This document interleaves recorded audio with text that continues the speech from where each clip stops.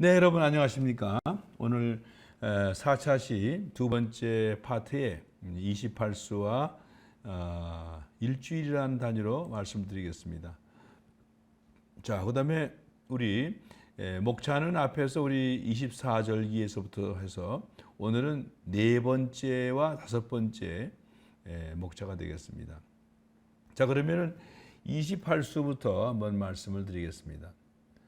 자, 우리 동양의 별자리 하면 28수죠. 28수는 온 하늘에 있는 것이 아니고요. 적도나 주로 황도 근처에 있습니다. 이 적도와 황도 근처에 있는 28개의 별자리를 기본 틀로 삼았다는 것인데 서양은 어떻게 했죠? 서양은 황도 주변에 12개를 잡았죠. 이것은 좌표계의 기능을 주로 담당케 하기 위한 것입니다. 특별히 28개라고 하는 28개라고 하는 숫자에는 항성월의 의미가 많이 표현되어 있습니다. 여러분 이쪽 오른쪽에 있는 그림 한번 보시면요. 빨간색 테두리 안에 있는 모든 것들은 바로 지평선 위에 있는 하늘입니다. 중이라고 써 있는 데는 바로 북극입니다. 북극을 중심으로 해서 별이 하루 종일 지거나 뜨는 일이 없는 그런 그 권역을 북극권이라고 그러죠. 이걸 중이라고 그러고 중관이라고 그러고요. 그다음에 네 개의 영역으로 나눠서 백호, 청룡, 현무, 주작 이렇게 나타냈습니다. 현무는 거북이죠. 주작은 새고요. 그리고 청룡과 백호는 다 아시는 것입니다. 이렇게 해서 각각의 영물을 통해서 7개의 별자리씩을 다스리도록 그렇게 이제 상징적인 조직을 만들었던 것이죠. 자, 별자리를 동양에서는 수라고 그러는데 수는 잘숫과 같은 그런 단어입니다. 잔다는 것은 산다는 뜻이고 산다는 것은 어떤 사회를 이룬다는 뜻에서 별자리는 별들의 사회, 별들이 함께 모여 있는 곳 이런 의미를 갖고 있는 것입니다. 영어에서도 constellation이라고 해서 여러 별들이 모여서 이룬 것이라는 의미를 가지고 있습니다. 그래서 별자리는 별의 자리죠. 자리는 앉아 있는 것이죠. 그리고 별의 나열 어떤 집단들이 이렇게 배열되어 있는 그런 것들을 의미합니다. 이것은 한마디로 말해서 사람이 모여서 가정이 되고 또 마을을 이루고 도시가 되듯이 별들이 함께 모여서 사는 별들의 사회, 별들의 초소가 된다는 그런 철학적인 의미를 가지고 있습니다. 그래서 별자리는 수라고 하는 말씀으로 표현을 했습니다. 자, 그다음에 우리 28수가 우리나라와 일본과 중국의 전통적인 그런 별따리로 널리 알려져 있습니다. 그러나 우리나라뿐 아니라 고대 바벨론, 인도, 아라비아 같은 나라에서도 28수가 사용되었던 흔적들을 우리가 찾아낼 수 있습니다.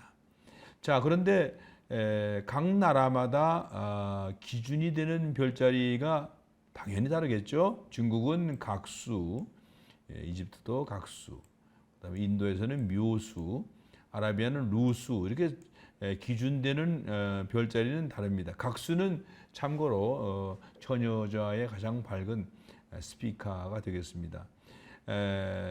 그러나 그 별자리가 사실 어떠한 별로 구성되어 있느냐도 조금씩 다릅니다만은 중요한 것은 28수라는 것, 28개의 별자리라는 것은 공통이라는 점에서 동일 기원에서 나왔으나 실용성에 따라 여러 방식으로 발전된 것으로 보입니다. 자, 그런데 28수라고 하는 것은 무엇을 위한 것이냐 하면은 첫째는 달의 위치와 그리고 행성들이죠. 오행 아시죠? 오행과 그리고 다른 어떤 천문 현상들이 어떤 위치에서 나타나느냐 하는 것을 나타내주기 위한 좌표기였습니다. 특별히 달의 위치를 나타내려면 한 달에 걸쳐서 달은 돌아가기 때문에 우리 한 달을 28일, 29일, 30일 이렇게 볼 수가 있지 않습니까? 그래서 숫자적으로 28에 28을 포함하고 있습니다. 자, 그런데 이제 조금 나중에도 좀 말씀드리겠습니다만은 28수의 별자리 크기는 다 제각각입니다. 어떤 것들은 큰 것도 있고요. 어떤 것들은 1도보다 작은 것들도 있습니다. 이것을 볼 때 28수는 하늘을 등분하기 위한 것이 아니다는 것을 알 수가 있죠. 실제로 하늘의 어떤 별이나 달의 위치를 나타내기 위한 좌표계로 사용됐다면 하늘의 별자리가 많을 필요가 없죠. 기준만 있으면 되니까요. 그래서 28수 28개의 별자리 가운데 중요한 아주 거성이라고 해서 중요한 별들을 중심으로 해서 별자리를 나타냈습니다. 별자리의 개수가 너무 많아도 불편하고요. 너무 적어도 불편해서 항성월이 27.3일, 상망월이 29.5일 이런 것을 볼 때 대략 27보다는 많고 30보다는 적은 그런 숫자면은 좋을 것이다 하는 그런 생각을 할 수 있습니다. 28개의 별자리로 달의 입수도를 측정하게 되는데요. 입수도라는 것은 그 별자리의 가장 대표적인 별을 기준으로 해서 얼마 정도 떨어져 있느냐 하는 이 각도를 얘기하고 있습니다. 자, 그럼 다음 장면으로 가서 우리 한 달을 우리가 한번 한 달이 아니죠. 네, 여기 28개의 별자리를 한번 하늘에다가 그려봤습니다. 여기 태양이 있네요. 그리고 여기 우리 지구가 있습니다. 그리고 달이 지구 둘레를 돌죠. 지구 둘레를 이렇게 돌아가고 있습니다. 이때 지구와 달과 태양이 일직선에서는 이 기준점을 제로라고 했을 때 이제 그 스테이션을 1, 2, 3, 4, 5, 6 해가지고 27개를 만들어 놔서 모두 28개가 되죠. 근데 왜 이렇게 28개를 만들었느냐 하고 보면은요, 우선 항성월이라고 하는 것을 한번 생각해 봐야 됩니다. 항성월은 여기 좀 글씨가 잘못됐습니다. 월인데요. 항성월은 길이가 27.3217입니다. 27일보다도 7시간하고 43분 11.6초가 많습니다. 그래서 하루에 한 자리씩 이동한다 그러면은 27자리를 필요로 하고 0.3217이라고 하는 쪽궁이 하나가 더 필요하게 되죠. 이 그림이 바로 그런 그림입니다. 이렇게 한 궁을 이런 정도 크기로 나눠보면은 27번째 궁까지 왔는데 이만큼 남는 것이죠. 이만큼 남는 것이 쪽궁인데 이게 굉장히 중요하죠. 그래서 궁의 개수로 하게 되면은요, 28개가 필요한 것입니다. 네, 그래서 28수가 필요하다고 말씀드릴 수 있겠습니다. 여러분, 항성월이라고 하는 내용은 이미 여러분 앞에서 다 얘기드렸기 때문에 반복해서 말씀드리지 않겠습니다. 자, 그럼 우리 28수가 구체적으로 하늘에 어떤 별자리인가를 한번 알아볼까요? 적도나 황도에 28개의 별자리를 가지고 있는데 실제로 이렇게 그 고분 안에 이렇게 별자리를 그려놓은 흔적들도 있습니다. 이 유적은 안동 서삼동에 있는 고분에 그려진 것입니다. 12세기 초 고려 말기쯤 되는 것 같습니다. 이때에 천문도로 추정이 됩니다. 자, 이 오른쪽 그림을 한번 보시죠. 이것은 바로 조선시대의 국보, 천상열차 분야지도의 그림입니다. 물론 여기 북극성이 북극이 여기쯤 있겠죠.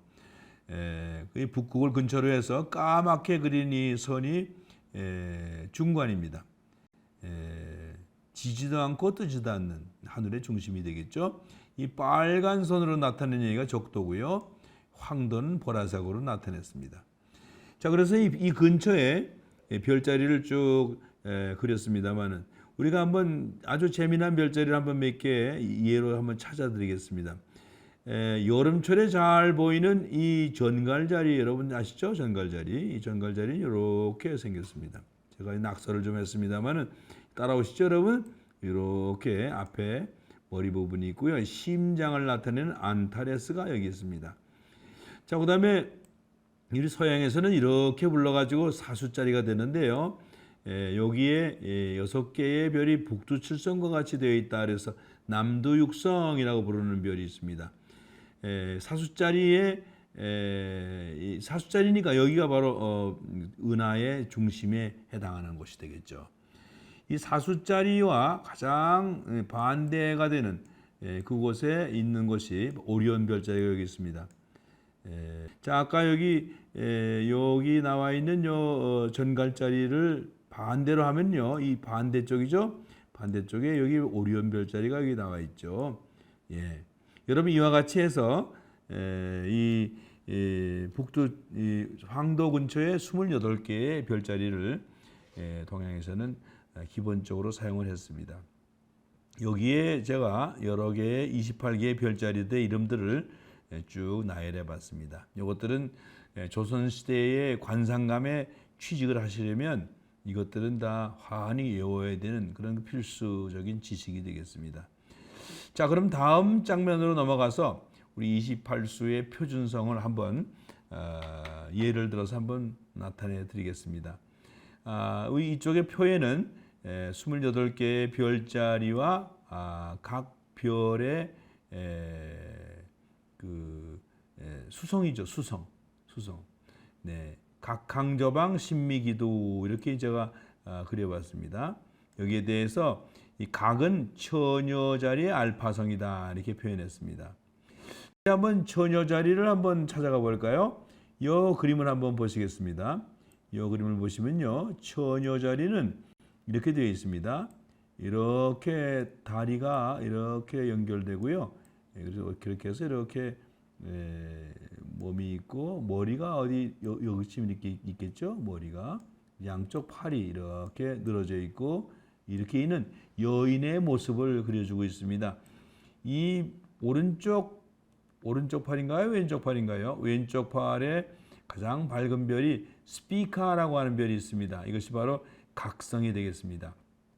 여러분 여기 이렇게 지나가는 이 선은 황도라고 해서 태양이 지나가는 자리입니다.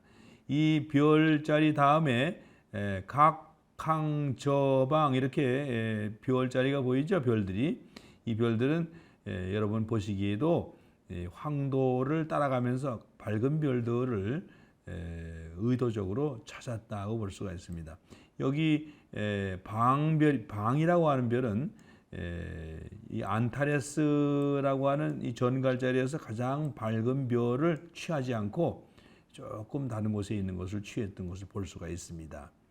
자, 그러면 아까 얘기했던 우리 전갈자리를 한번 가볼까요? 전갈자리는 여기 이렇게 나타나고 그 다음에 이렇게 몸이 구부러져서 꼬리가 이렇게 나타나는 그런 별이죠. 네. 또 그 다음에 여기 이 안타레스가 아니라 사수자리 별들이 보입니다. 이 별은 마치 뭐 같습니까? 마치 주전자 같이 생기지 않았습니까? 여기서 이렇게 차에서 이렇게 차가 나오는 주전자고요. 그 다음에 이렇게 차 뚜껑이 보이는 그런 모습이죠. 티팟이라고 해서 서양에서는 그렇게 불러왔습니다. 이쪽을 6개의 별들이 마치 북두칠성을 이룬다고 해서 남두육성이라고 부릅니다. 이게 두 자리가 되겠습니다. 두. 그 다음에 옆에 있는 자리가 기성이라고 해서 기자조선, 여러분 잘 아시죠? 우리나라의 고조선 중에 기자조선이라고 하는 나라가 있는데 이 기자조선이 바로 이 기를 바로 이 별을 자신의 나라의 상징으로 삼았던 것입니다. 자, 이런 식으로 이 그 황도를 따라가면서 중요한 그 포스트마다 별자리를 만들어서 좌표계의 어떤 그 조직으로 삼았던 것을 볼 수가 있습니다. 여러분 28개를 다 이런 식으로 보여드려야 되겠습니다만은 시간 관계상 이 정도만 하고 넘어가기로 하겠습니다. 참고로 여러분 옆에 있는 테이블에 28개의 별자리가 어떠한 현대 별자리의 별인가 하는 것을 한번 눈여겨 보셨으면 좋겠습니다. 자, 그럼 28수의 폭이 되는데요. 제가 한번 이 표에 28수의 폭을 나타내 봤습니다. 이 각이라고 하는 스피카 별자리는 폭이 10도 정도 됩니다. 적경으로 보면 11도 정도가 되고요. 이 표라고 하는 걸 보면 9도 정도 또는 10도 정도 되고요. 작은 걸 한번 볼까요? 작은 걸 보면은 여기 이 자라고 하는 별자리는 1도가 채 되지 않는 그런 정도입니다. 큰 걸 한번 볼까요? 큰 걸 보면은 이 정이라고 하는 별자리는 30도나 되는 아주 넓은 영역을 차지하고 있는 걸 볼 수가 있습니다. 이것을 보면 28개의 별자리가 다 크기가 다르다 하는 것을 우리가 금방 볼 수 있죠. 이걸 한번 그래프로 그려보면은요, 도표로 그려보면 이런 모습입니다. 여러분 분명하죠? 28개의 별자리는 똑같은 면적으로 나뉜 것이 아니라 다 이렇게 제각기 크기가 다릅니다. 그 이유는 바로 이 중요한 별을 중심으로 해서 이 좌표계를 만드는 것이죠. 예를 들어서 달이 어디 있느냐 물어볼 때 이런 그 중요한 별을 기준으로 해서 이 별에서부터 좌측으로, 우측으로, 상단으로 몇 도 이렇게 얘기하면 정확하게 우리가 알 수 있는 것과 같습니다. 마치 이거는 제가 예를 이렇게 한번 들어보겠습니다. 당신이 지금 그 어디 있습니까? 물어보면은 나는 동경 몇 도, 서경 몇 도 위치에 있습니다. 이렇게 말씀 안 해도 위치를 알 수 있죠. 어떻게 하면 됩니까? 네, 저 어느 지하철역 근처에 있습니다. 종강역에 있습니다. 서울역에 있습니다. 이렇게 얘기해도 되죠.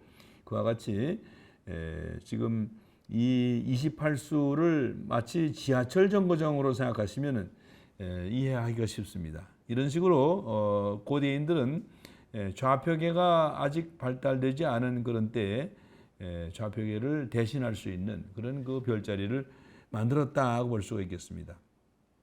원나라 때 곽수경 선생님이 만든 수시력, 거기에 나와 있는 28수는 이렇게 한번 그림의 크기를 나타내 봤습니다. 마찬가지로 크기가 어떤 거는 크고 별자리가 어떤 건 작고 분명히 균일하지 않다는 사실을 잘 볼 수 있겠습니다. 자, 그럼 우리 28수에 대한 마지막 얘기로 28수를 가지고 뭘 했을까 하는 것을 한번 얘기를 나눠보겠습니다. 먼저 28수로는 계절 예측에 활용을 했습니다. 계절 예측이라는 것은 태양이 어떤 별자리에 있느냐를 알아내야 되는 것이죠. 태양이 만약에 전갈 자리에 있다. 네, 그러면은 그건 지금 동지가 되는 것이죠. 만약에 태양이 지금 오리온 자리에 있다. 그러면은 여름이 되는 것입니다. 그런데 태양이 어떤 위치에 있느냐 하는 것은 알기가 좀 쉽지가 않습니다. 그런데 초승달을 만약에 우리가 관측한다 그러면 초승달은 굉장히 희미하기 때문에 주변의 별자리를 볼 수가 있죠. 초승달이 어떤 수에 들었느냐 한다면 태양의 위치는 금방 알아낼 수 있습니다. 왜냐하면 초승달보다도 두 수만큼 서쪽에 있습니다. 그렇죠? 우리 사진 한번 찍은 거 보실까요? 여러분 이 사진이 지금 초승달입니다. 그렇죠? 그 태양은 여기 있다는 얘기입니다. 그죠? 이렇게 태양이 지금 막 솟아내져 갖고 막 져서 지금 이렇게 환하게 나타나고 이 정도 거리에 떨어져 있는 것이죠. 그래서 초승달의 초승달이 어떤 수에 있느냐를 알면은 태양이 어떤 곳에 있느냐를 알 수 있습니다. 그러니 계절을 추정할 수 있는 것이죠. 아시겠죠? 그래서 28수를 가지고 분명히 계절을 알아낼 수 있습니다. 이것은 달력의 역할을 한다는 것입니다. 그 다음에 날짜도 예측할 수 있습니다. 달의 위상을 보면 음력 날짜를 알아낼 수 있죠. 네. 보름이다. 그럼 14일입니다. 금음이다. 그럼 1일이죠. 이런 식으로 우리 어떤 그 날짜를 알 수 있는데 달은 자기 위치로 돌아오는데 꼭 항성월 후에 돌아와요. 27.3일 후에 꼭 그 자리로 돌아옵니다. 그런데 그 달의 위상은 달라지죠. 예를 들면은 지금은 저 전갈 자리에 예를 들면은 보름에 왔다. 그러면은 27.3일 후에 가서는 보름이 아닌 때에 이제 오게 되는 것이죠. 정확하게 보름이 되려면 29.5일이 지나야 되니까 조금 되기 전에 와 있는 상태가 되는 거죠. 어쨌든 이렇게 그 달이 어떤 위치에 있느냐를 보면은 얼마 후에 저 달이 어떤 위치에 어디가 있을 것이다라는 것을 예측할 수 있습니다. 날짜를 예측할 수 있었다는 것입니다. 여러분 이런 식으로 28수는 대단히 중요한 활용성을 가지고 있었습니다. 이런 식으로 고대인들은 일찍이 이런 그 28수를 활용해서 천문의 여러 가지 기능을 실생활에 사용하는데 많이 응용을 했습니다. 네, 여러분 28수는 이 정도로 하고 다음 장면에 가서 우리 일주일의 기원에 대해서 말씀을 나누도록 하겠습니다. 고맙습니다.